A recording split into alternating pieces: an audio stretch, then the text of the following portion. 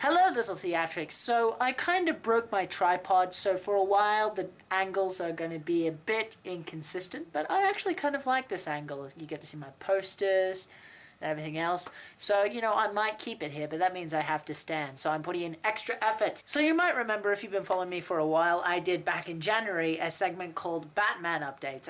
It turns out I didn't follow up on that because I was very busy and my video camera soon got replaced after that. But now I've decided to expand Batman Updates and turn it into a segment I'm going to call Nerdy News. So basically anything nerdy that I enjoy, that I want to share with you, I will share with you here in this segment. Today I'm going to be talking about comic books and specifically the DC Universe. Relevant t-shirt is relevant! Part 1, Principal Photography. So some people might not know, but it's very exciting for someone like me.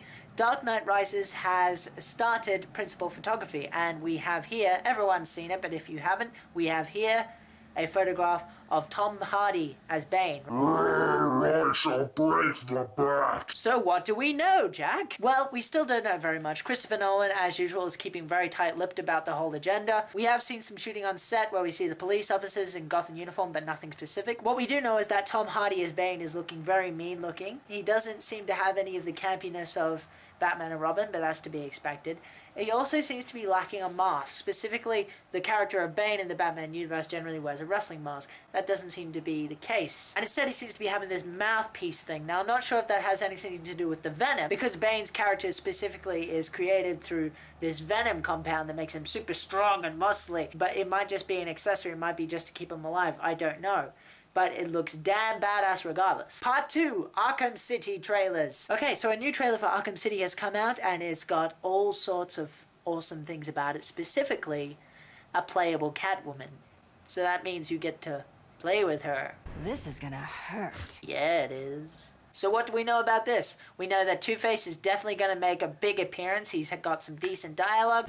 Fear, that's how we get respect. Show them all that we do things. We know that Catwoman's character is essentially the same as it is in the comics, i.e. she's flirting with Batman a lot. Just couldn't keep away, huh? Can't say I blame you. No-brainer. Her mechanics seem more acrobatic than Batman. Specifically, the way I'm looking at this is that Batman generally just goes, "Urgh!"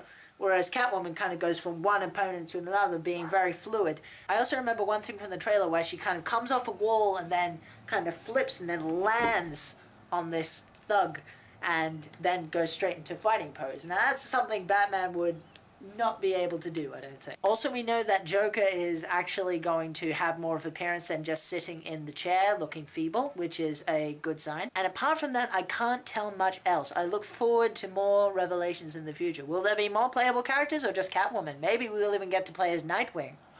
Also on the official Arkham City website, there's some gorgeous images and concept art which you can check out down there. It actually made me realize how much of a dork I am when I looked at a portrait of a guy slaying a dragon and I'm like, oh, I get that reference!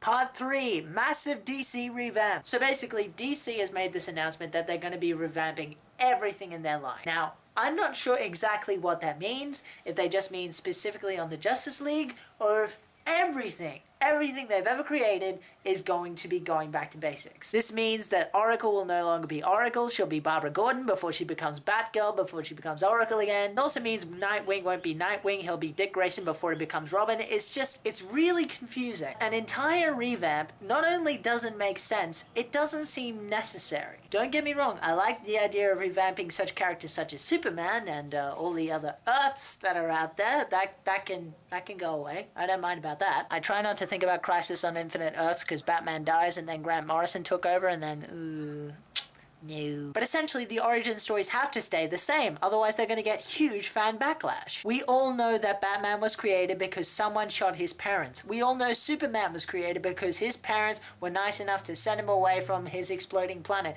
These origin stories are milestones. You can't just revamp that. And I don't understand what it is they're trying to do. Regardless, I look forward to more clarification, and I really hope that this turns out really good because I'm a big fan of DC. I really like a lot of what they do. I just don't understand what it is they're doing. That's the end of the show for today. If you have a positive or negative response, or if you think there's something I should review as a nerd, please let me know down there, and I will see you guys when I have something new to report.